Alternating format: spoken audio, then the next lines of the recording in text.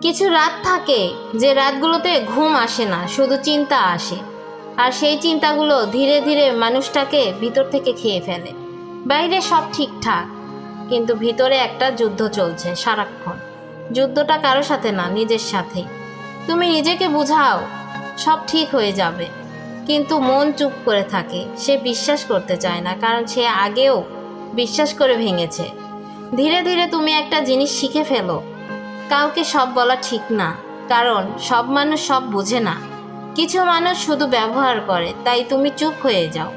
চুপ থাকা মানে শান্তি না। চুপ থাকা অনেক সময়, চুপ থাকাকেও অনেকেই শান্তি বলে মনে করে। নিজেকে আটকে রাখা, একটা সময় তুমি আর কাঁদতে পারো না, কারণ কান্নাও ক্লান্ত হয়ে যায়।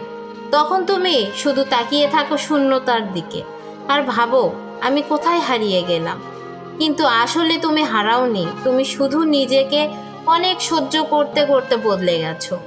মানুষ ভাবে তুমি শক্ত হয়ে গেছো, কিন্তু সত্যিটা হলো তুমি ভাঙতে ভাঙতে অভ্যস্ত হয়ে গেছো। এটাই সবচেয়ে নীরব কষ্ট।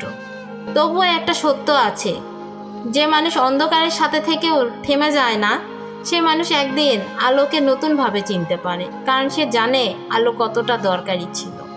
তাই আজ তুমি যদি ভিতরে ভেঙে পড়ো, মনে রেখো, এটা তোমার শেষ না, এটা তোমার গল্পের সবচেয়ে গভীর অধ্যায়।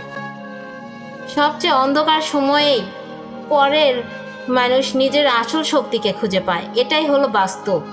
যদি আমাদের ভিডিওটি ভালো লাগে, অবশ্যই লাইক, কমেন্ট, শেয়ার করে সাবস্ক্রাইব করে আমাদের পাশেই থাকবেন। ধন্যবাদ আপনাদের সবাইকে।